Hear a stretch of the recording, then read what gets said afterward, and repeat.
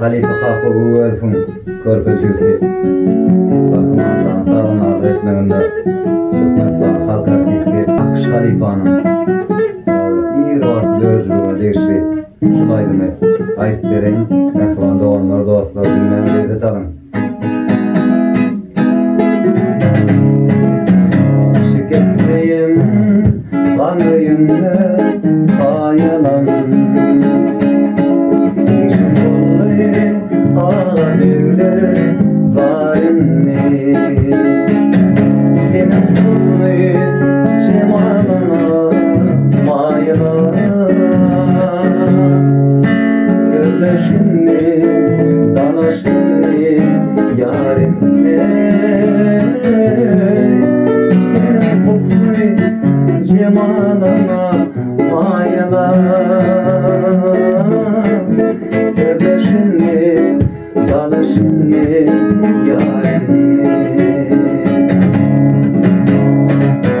Menin yarım bu ülkede sağ olur.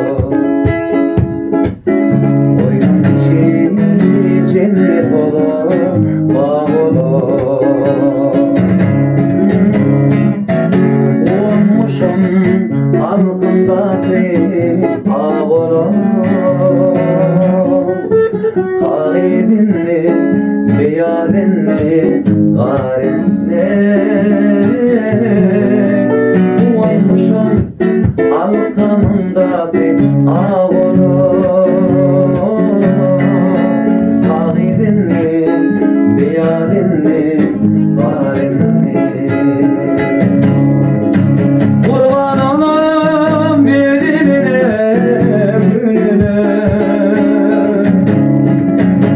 Edilmiş dağına dibine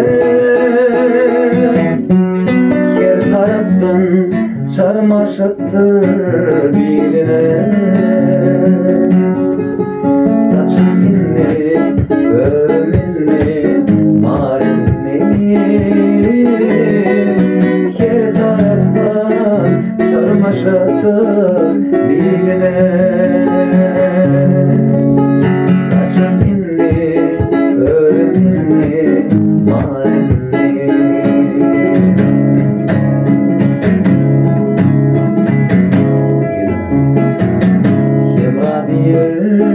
Aşk oduna tutuşta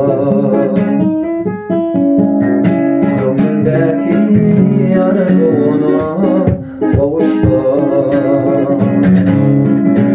Senin bilen bakı kıvran sürüştü. Mağazinli, gayratinli halinle. Senin bilen bakı kıvran sürüştü. Mağazinli, gayratinli halinle.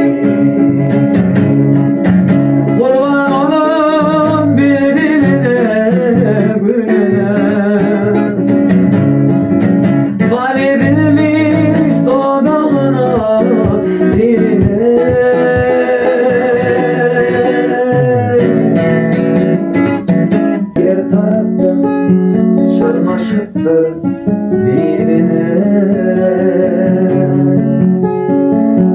Saçın inli, örüm inli, marinli her tarafta sarmaşıktır birine. Saçın inli, örüm inli, marinli senin bilen bakı kıvran sürüştü. Halinle, gayratinle, halinle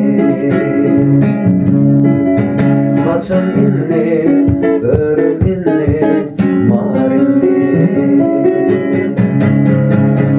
namusli, gayratinli